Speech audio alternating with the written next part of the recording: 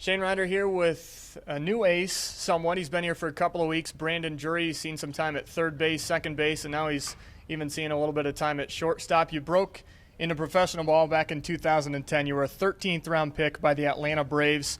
And instead of attending Oregon State, where you had committed to play college ball, you instead went pro.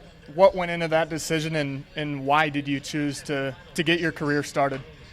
Yeah, I've just always loved playing the game. I did good in school and got good grades, but school wasn't, my main priority. Baseball always has been. So, when I had the opportunity to sign with the pro team, it was an easy decision for me. That first pro season probably didn't go as you had imagined. I think in the Gulf Coast League, you were almost, right around that Mendoza line at 200. But then the following year, you were in the Appalachian League with the Danville Braves. That's also rookie ball, and you were named the Player of the Year following that season.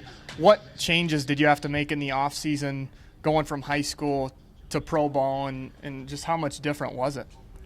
Yeah, I think when you go from high school where guys throw 80 miles an hour to pro ball, everybody's throwing, 90, 95. That's just an adjustment you have to make. So it was tough my first year, but after, seeing pitching for a whole year and having an off season to work out, I think that really helped me a lot with my approach and what I have to work on to make me a better player. So you had to transition from high school to pro ball, and then from that short season in Danville going to full season in Class A Rome in Georgia.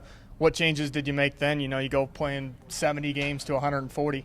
Yeah, that low A season was tough. I think the players were a little bit better, a little older in that league than rookie ball, so I had to make adjustments again. So then following that season, that next off season, I had to go back, make some more adjustments, and came back and had a good year after that. And then the following off season, 2013, I believe it was, January of that year, you were traded. You were part of a pretty big deal at that. Justin Upton went from the Diamondbacks to the Braves, and you came over from the Braves to the D-backs along with infielder Martin Prado.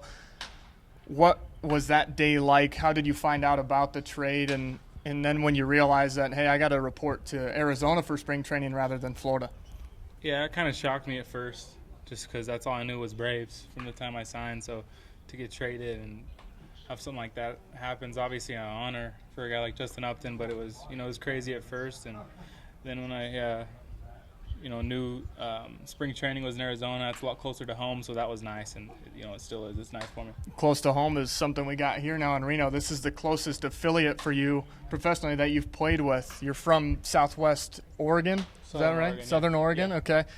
About 5.5 hours from here, 5 hours if the family is in a hurry. But Right. It seemed like that first homestand that you were playing here, a lot of family and friends were in attendance. What's it like to chase your dream of being in the big leagues and to do it in front of your loved ones?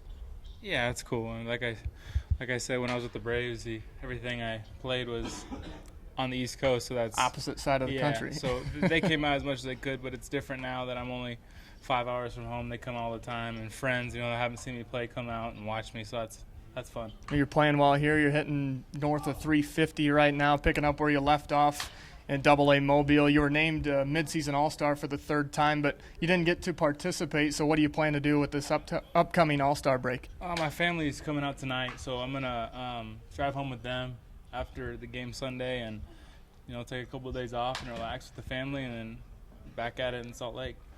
Down at spring training this year, I mean, your numbers here are great, but you might not be here if it weren't for that, getting demoted from major league camp to minor league camp. What was that conversation like with Chip Hale, Dave Stewart, Mike Bell?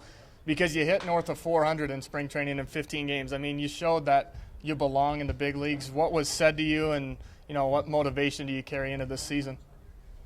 Yeah, it was tough when it happened just because I, played so well. But at the same time, I'm coming off a season where I played most of the year in high A. So, I obviously hope to make the big league camp out of spring training, but I wouldn't have told you that I thought it was going to happen. So they just kind of told me they wanted me to get at bats every day in minor league camp and just keep playing. So being in that big league camp, you obviously get to see guys that have been in the big leagues 2, 3, 4, 5, 10 years. What was it like to play alongside guys like Paul Goldschmidt, Nick Ahmed, guys like that have proven themselves in the minors and are now doing it in the big leagues?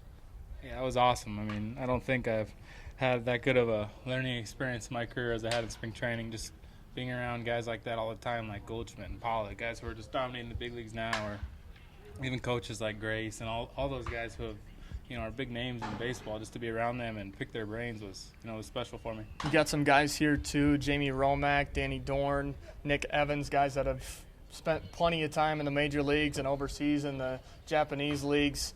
What have you picked up from them, some of their habits since you've been here in Reno? Yeah, I think the biggest thing I noticed with those guys is how consistent they are. How they don't really get too high, they don't really get too low. They're just kind of the same guy every day, and that's not easy to do in this game because there's so much failure. So that's something that I look up to from those guys. Well, Brandon, we're glad to have you here. He's been consistent. Got a good one here in downtown Reno.